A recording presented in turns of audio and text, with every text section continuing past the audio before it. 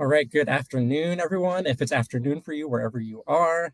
And welcome to the second session of the final installment of the Met Opera's HD Live in Schools Opera Book Club for the 2022-2023 year. My name is Nick Rinehart, and I'm the content manager for education at the Met Opera. And we are so excited to welcome the one, the only Ryan Speedo Green, and to be joined by students and teachers from HD Live in Schools partner districts across the country. Speedo, thank you so much for being with us today. Hi, Nick. Hi, world.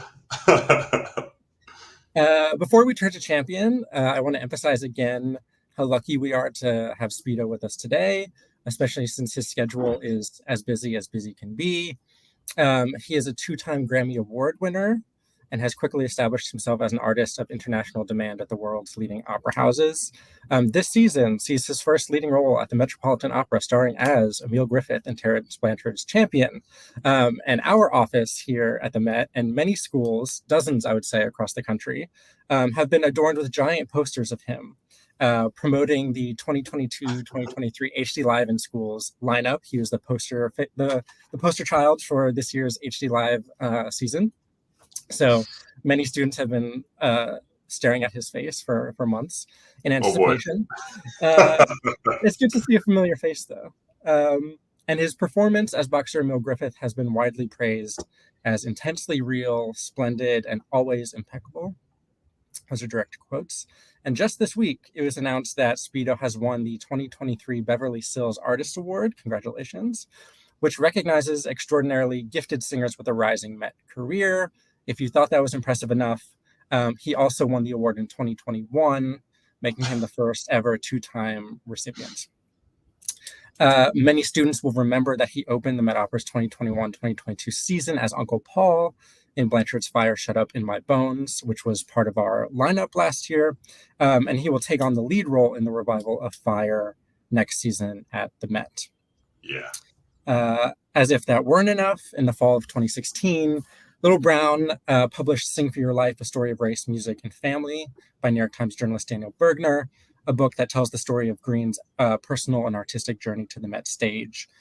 And Sing for Your Life has been recognized as a New York Times bestseller and Editor's Choice, a Washington Post notable book, and a Publisher's Weekly Book of the Year. I guess we could have done a book club on that book instead of Man in the Ring, but maybe for the Champion revival.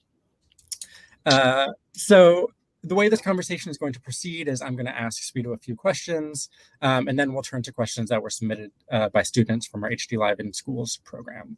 And so the first thing, this is sort of an obvious question I often ask our guests, but we've been waiting so long to see Champion. We've had the posters, especially at the Met, there's been so much anticipation. Now that it's out in the world, there's been a week or two of performances. How are you feeling mentally, emotionally, physically, to actually have it be a real thing now? I mean, it's surreal. We were very lucky to get 4 to 5 weeks of rehearsal. And once you see the show next week in the HD, you'll understand why it needed that much rehearsal. It's not your typical opera. At the same time, it is like basically the future of opera.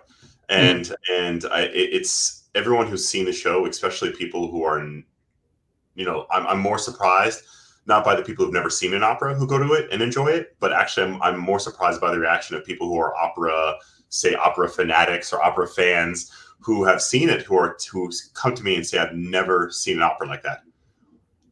Or say like they didn't know opera could be like that. And then they're asking me like, how do you do it? Like, how do you literally come on stage and never leave, and at the same time sing in a house that seats almost 4,000 people with an orchestra that's nearly 100 instruments with no amplification other than the natural acoustics of the house. And I told him I have no idea. It doesn't help. Yeah. Yeah, and it's for all the students out there, come to the HD with open minds, open hearts, and especially open ears, because you're going to hear some fantastic music. You're going to see the pinnacle of operatic staging, and you're going to feel a lot of feelings. And that's kind of I feel very lucky, very blessed that I get to be a part of something so groundbreaking. So one thing I want to ask you about is your relationship with Terrence Blanchard. So, I mentioned Fire Shoved in My Bones was part of our curriculum last year, um, and which you were in that production. Champion obviously follows very quickly on the success of Fire. What is it like to work with Terrence, not only because he's a living composer who's in the building, but because you were chosen to be Emile Griffith? The opera was revised largely before it was staged. So you're sort of maybe involved in that process, or at least Yeah, I would assume for the first time, get a peek into how a composer writes for a character you're about to portray. portray. Yeah, Yeah, and next season you're going to be in Fire again in a different role. So I'm as just a wondering lead. Yeah. what it's like to sort of work with Terrence over the last two, going on three seasons, and sort of live in his work as it's developing. I've been very lucky in my career that, which actually hasn't been that long. I started performing professionally when I was like 25, 26, and Wow. I'm 37. So I've only been doing this for about 11, 12 years, which Mhm. is a pretty short amount of time for someone in my shoes at the moment. And especially my voice type. And I've been lucky that I've done classic operas from Rossini, Mozart, Handel, Wagner, Verdi, to now I've also been lucky to do operas by John Adams, by Philip Glass, and Britain, and now Terence Blanchard. And, John Adams and Philip Glass are also alive. But the thing about, their pieces, there is no room for adjustments because of the way that it's composed. And it's Mm. came in an era where experimentation was at its highest, and that can be for me it was as a lover of classical, like the more repertory classical pieces. It was definitely outside of my comfort zone. Mhm. And I learned a lot from it. But with Terrence's music, it is sort of like, for me, it is melodic, which is the first thing that I love about it. Because I'm when music to me is something that I want to hum when I'm done Right. singing it. It's not something that I want to make a mathematical equation Mhm. and beat it into my head several thousand times before I get it right. Mm. And some people love that though, and that's the beauty of music. There's music for everybody, and for all the people who love things that are chromatic and atonal and seven tone scale, whole tone scales. You have the music to enjoy yourself. And for me, Right. who like for my kind of music, like it is an amazing thought that we can have a composer who almost is Puccini like with every opera, and I mean that by when you look at Puccini's operas, you look compare La Boheme to Butterfly, Madama Butterfly, and La Mhm. Boheme is for people who are opera um, typically, like, maybe not an opera fanatic, but just the people who love opera. La Boheme is the pinnacle of Puccini. And for people who are like opera fanatics, probably Butterfly is more their cup of tea because it's more. It leaves you with more questions. It's more introspective. It doesn't have an ending, Mhm. and it's not a cut and dry, by the numbers kind of piece. And for me, like looking at Terrence, being in Fire, which was, in my opinion, his Butterfly, Mhm. is piece that is really leaves you with more questions than answers, and has you thinking about things while you're watching it, like thinking about Right. how this relates to maybe your life or the life of Charles Blow. At the same time, uh, Champion is his Bohème, which to me Interesting. is like, it is a by the numbers, like it has a beginning and an ending, and it doesn't give you any time to think about it. You're Yeah. basically you're in the action in the moment, and to me Right. that's so exciting, and that's why I think this opera is a sign of a positive future for classical music, because people who come to see the show, who've seen it already 3 times, who have never been to an opera, have been waiting backstage to tell me, like, they saw it the first time, it was their first opera, and they were so blown away they went back to it twice. Wow. And that's and not because it's like they're Terrence files, Right. but because, like, it to them it's like a Broadway show. It is that kind of excitement where you want to do it again, like you want to ride that ride again. And I think that's a really exciting moment to be part of it. And Terrence, having a composer who has these two different styles, I mean, it's a I mean, I say a godsend, because I'm from the South and I'm religious, but it is we're lucky to have his amazing genius when it comes to composition in opera, because he could be in anything. Honestly, if you listen to his 6 Grammy Award winning other CDs before his 7th one with Fire, you would hear that this guy could write for anything. And the fact that he chose opera and opera found him, I mean, we are lucky. We are very lucky. So I wonder, I mean, there's been a lot of press about your preparation for this role, and I won't make you rehearse it. You either lost 60 or 100 pounds. I've heard both. Boxing, training, intense, a kind of physical preparation that I assume one doesn't have to do for any other kind of role. And so I'm not going to ask you what was different about preparing for this role, but I'm interested in when Champion is done and you move on to not just Fire, but all the other roles you're going to do, what from your preparation to play Emile Griffith will you take with you and continue to do, even if it's not the boxing every day or the workouts at like 4 a.m.? What about preparing for Champion will be useful in preparing for other roles, even if it's Mozart or Puccini? Yeah, I mean, any of the teachers out there who are watching this who are classical musicians or classically trained will tell you that being a musician is a sport. It is athletic in its preparation, in its study, in its physical and mental level of exertion and focus that you have to have. And the greatest musicians in the world aren't specifically classical musicians, because I can't speak for other types of music. It's very different. But for a classical musician to be a classical musician at the highest level, you have to have an education, sometimes beyond the basic undergraduate diploma, undergraduate degree. You have to have a master's, sometimes doctorates and artist diplomas. You have to do internships. It's almost like being a doctor, yet there's nothing that's set in stone with the actual art form. Like it's an art form of opinions and art form of in the moment. It's not an art form that has a set like book or test. And there's no test.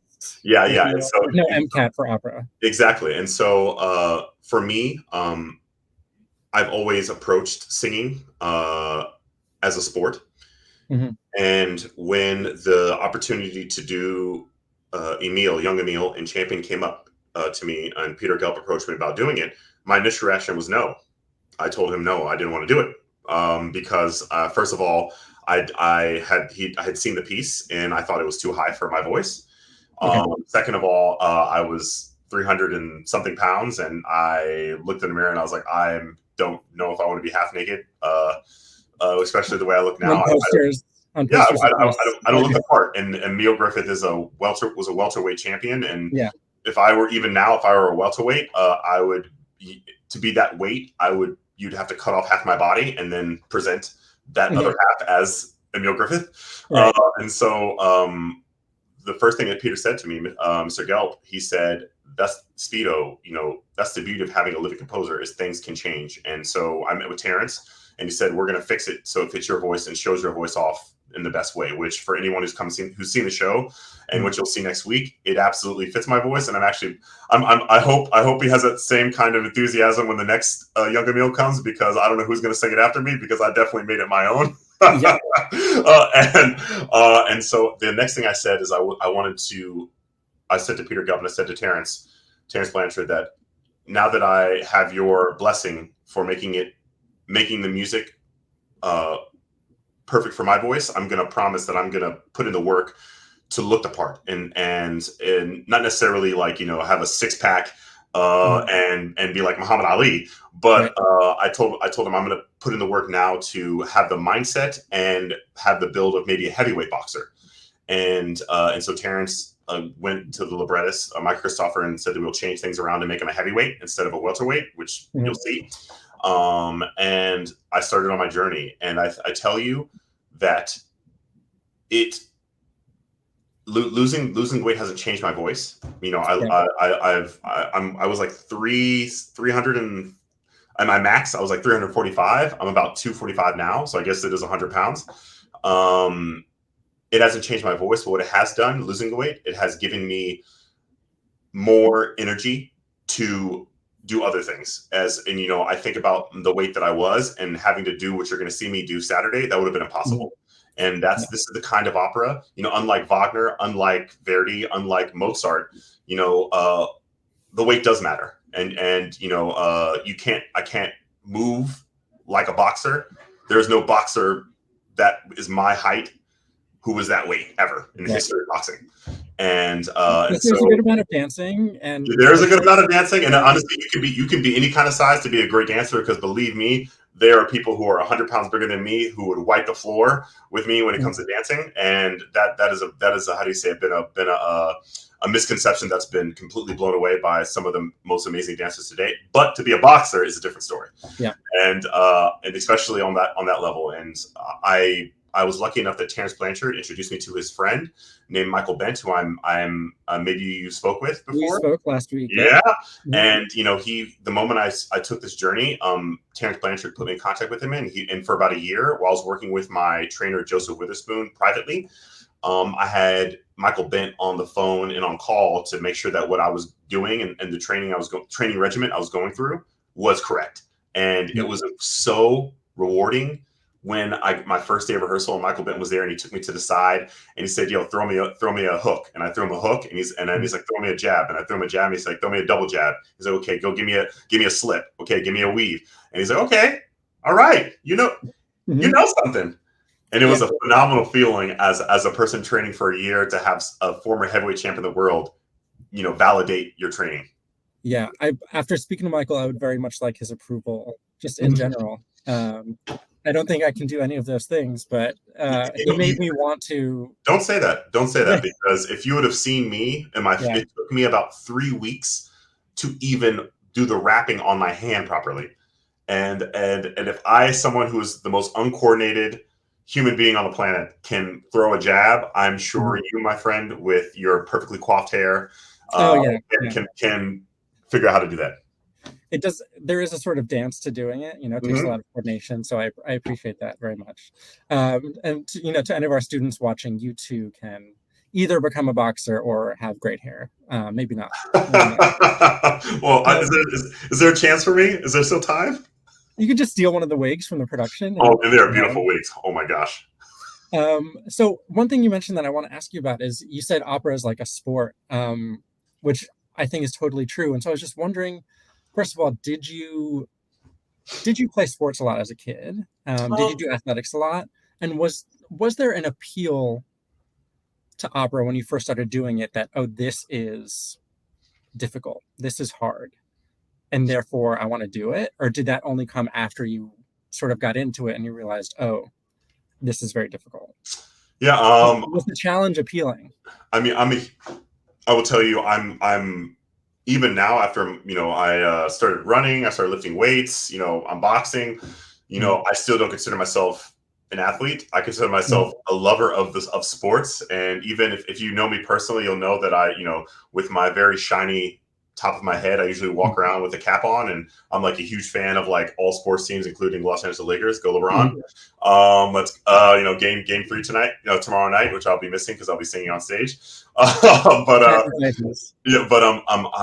think, for me, sports was the first thing that, as a kid, I got into loving. I was never good at it, but I loved watching it, and I loved being a part of it.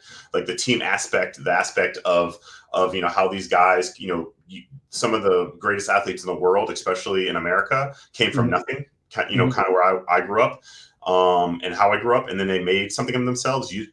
Perfecting their body, perfecting their craft to be at the highest level, and that idea of not coming from nothing and being able to find something that you could be a part of, that you could just focus on that and get out of your predicament, or get out of your hometown and better yourself, better your family, make generational wealth. This idea was for kids where I came from in the trailer park. This idea was amazing. So sports is like your prize ticket, and so anybody who was good at a sport was praised and made to feel like they were the greatest thing that ever came out our town.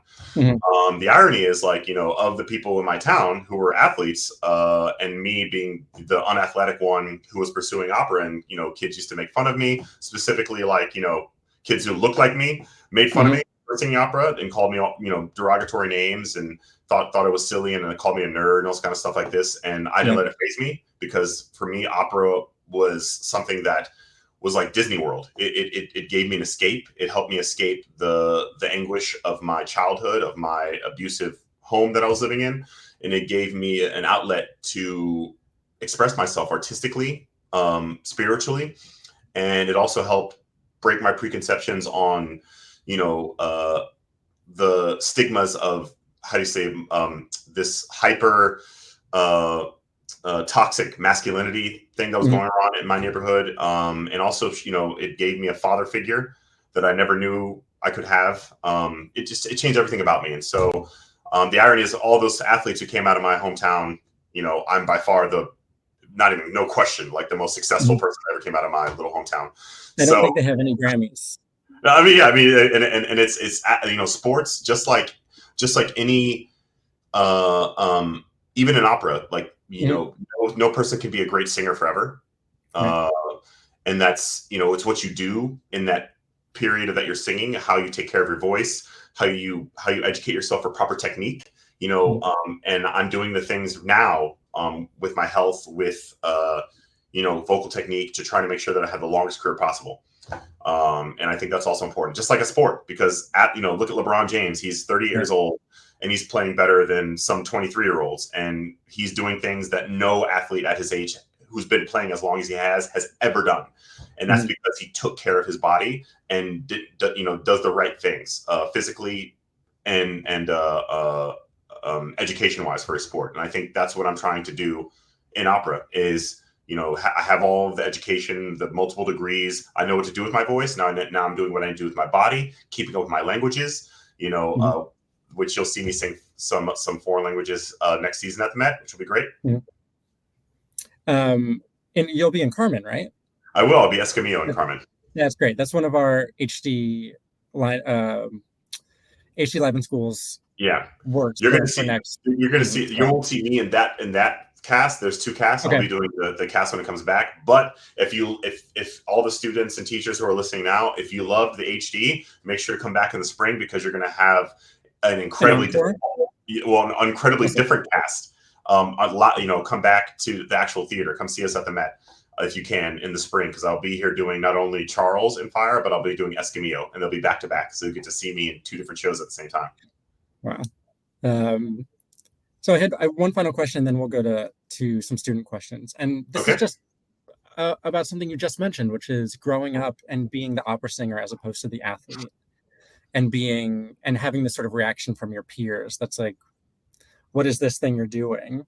And it reminds me of the sections of Champion where Emile is boxing or playing baseball, but he's also making hats, and his peers and also adults are like, "What are you doing with these hats? Like, what is the deal?" And so I just wonder, when you play Emile, is there some aspect of his predicament that you can sort of relate to, or that you pick up on as being somewhat analogous to your interest in opera at a young age? Yeah, I think, as much as, I'm 37 years old. I don't Yeah. consider myself that old, but I am Mhm. older. And I look at the current generation and how accessible the world is to them, just Mhm. from a cell phone or just going to their local library. I don't know if people go to libraries anymore to go on computers, but that's what I did when I was their age. Mhm. And like, it's easy accessible to see the world. And so there's a lot of the stereotypes, especially the preconceptions, like this toxic masculinity, or even things like sexual preference. Like, they were really, really, really big when I was growing up. And Mhm. the idea of what makes a man a man. Mhm. And which is kind of ironic that I sing. There's one of my most important moments in the opera. My standout aria is where I sing about what makes a man a man. And for a long time, um, I believed what a man was, what people told me. People in my community, what they told me a man was, not Mhm. what I myself believed a man was. And if I would have continued to believe what the people in my community told me what a man was, I probably would not have been able to have the relationships, the friendships, even the career that I have now. Because, in society back then and where I came from, anybody who wasn't, if you were black living in my neighborhood, if you weren't an athlete or gangbanger or some like wannabe something, then if you believed in education, if you believed in bettering yourself, you believed in studying music, people thought why were you doing this? Did you think you're better than us? And in this sort of like preconception of to be black in a certain way, and I didn't like this. And I think now this is almost non-existent because of the access to the world, and we get to see people like Oprah, we get to see people, like Barack Obama, like every day. These kind of people are not rare, and I think that's what is going to be different for the generations that are coming up than me and the people who came before me, who the only people they could look upon as idols were the people who were on television. And unfortunately, some of the people you see on television are not the reality, not the doctors, not the lawyers, not the the people who are there making a difference. And I was so happy that opera found me and helped me see a world where I could see a Denise Graves, where I could see a Leontine Price, where I could see a George Shirley, where I could see an Eric Owens, where I could see a Larry Brownlee. And it completely broke all my preconceptions of what opera in classical music is and was. And I don't know if that moment would have happened, who I would be, because if I didn't have opera, I wouldn't be Ryan Speedo Green. And I can only assume that you're doing the same thing for kids coming up now, that what they think opera is. I tell kids the weirder your habits, the better, because I want you guys, I want the next ping pong champion of the world to look like me. I want the next, wiffle ball champion. I want the next person to create an awesome peanut butter invention to look like me. We are capable, as Americans. The American dream is anybody from any background could do anything. If you work hard enough and you study hard enough and you never let a door that's open for you close on you. You push through that door and you see what's on the other end, because you never know what kind of adventure you'll find. The adventures that I found, because I tried something different and unlike me, is the reason why I have 2 Grammys. I've sung for presidents. I've traveled the world. It's because I let a door that was cracked open for me, that gave me an opportunity to see something and be a part of something outside of my box, or what I thought was what I had to be, changed my entire trajectory of my life. That's good advice, if I've ever heard any. So we only have a couple minutes, so we'll go through some student questions. This one's from Melissa in Fort Worth, Texas. And this is sort of what we've been talking about. This is a great question. How do you approach balancing both the masculine and feminine energies in Emile Griffith? I mean, this is a role like this has never been done on the big stage. So, I mean, how do you approach it? Yeah, Emile Griffith identified as bisexual. He never called himself gay in public, and he considered himself bisexual. And I think that's probably for sure a first of that community on the stage. And I think what I love about this piece, more so than anything that Terrence wrote, is that the character of Emile Griffith, his sexual preference and the color of his skin is the least most important thing about him. Yet, both, all of these communities that he represents are being represented on the biggest operatic stage in the world. They get representation, but those communities, that's not the most important part of him. And that's the beauty of what makes a human being, what makes a person a person. And I think that's the beauty of the energies that I get to portray, because I identify as heterosexual, and but I'm an ally to the LGBTQ plus community, and I feel very honored and privileged that I get to represent these communities on the stage, and show them and show the world, what is a man? A man can be anything, whatever, a man can be whomever, and a man is only as powerful as their heart and their love. And I think the fact that you get to see old Emile have that realization farther in his life, and young Emile, he questions it, and you get to see the sort of, even though old Emile is suffering from dementia and he's you know has many wounds and battle wounds, physical, mental, everything. He's been through that journey. He's accepted who he is, and I think you get to see that trajectory with young Emile, and you get to see him question it and find out, and see, have those first moments of discovery of man, I'm attracted to men as well as being attracted to women, and you get to see that whole discovery, and I love that I get to portray that kind of man on stage. Yeah, and you really leave with this impression that Emile really learns how to love. Yes. How to love. Yes. How to give love, how to receive it, and also how to love himself. And that that's this so is important. really, Yeah. whether it's a friend or a family member or a lover, it's like the capacity to actually have a loving relationship is what makes you who you are. Yeah, and people think boxers, one thing I've learned from studying boxing and getting in the mindset of a boxer, people think boxers are out there to like hurt people. No boxer gets in the ring to hurt someone, especially kill someone, and they're trained like an artist, like a dancer, to do what they do. And when you see Emile Griffith in all of his forms, there is violence. He does commit an act of violence in a ring, but that's not who he is. That's not what he is on the inside. And he's a product of the times and a product of the training that he was giving. And I think, boxing for me is more of the most physical form of chess that has ever existed. And anybody who knows boxing and studies boxing, you understand what I mean by that. It is literally a chess game, a mental and physical chess game from the moment you step in the ring.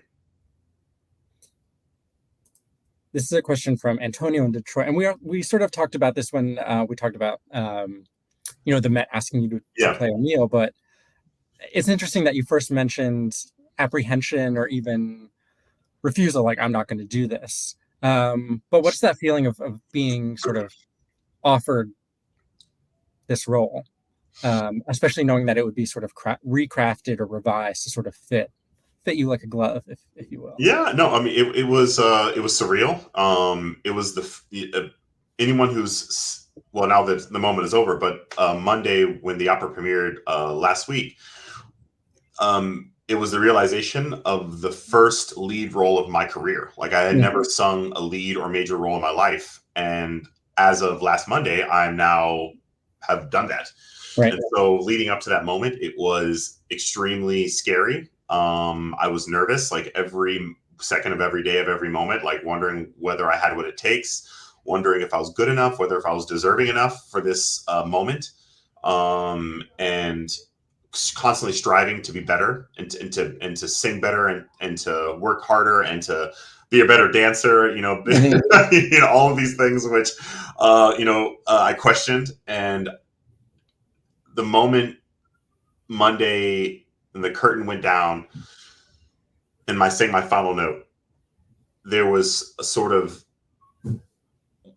something that washed over me, like it's done, like you did it.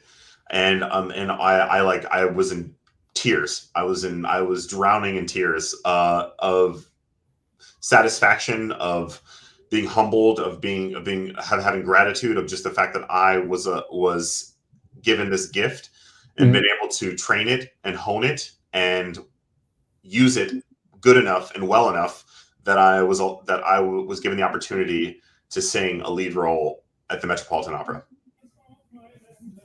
Yeah, it's amazing to not have to audition anymore and to be asked to do something. That's like when you've hit a certain pinnacle, right? You're no longer like trying to get in the room. People are inviting you into the room. Yeah. I can only imagine what that's like. So this is our last question because I know we have to run. From Rosalind in Fort Worth, what has been the most rewarding part of the rehearsal process? I think for me, it's working with my colleagues. I've been at the Met for almost, I guess 10, 11 years, minus some COVID stoppage. Right. But every time I step into these hallowed halls, per se, I feel like I'm coming home, and the moment I step into the rehearsal room with the music staff, the artistic staff, the I don't know, the ADs, the assistant directors, the stage hands, the crew, the actors, the dancers, the chorus. I mean, I'm surrounded by the best of the best in this business.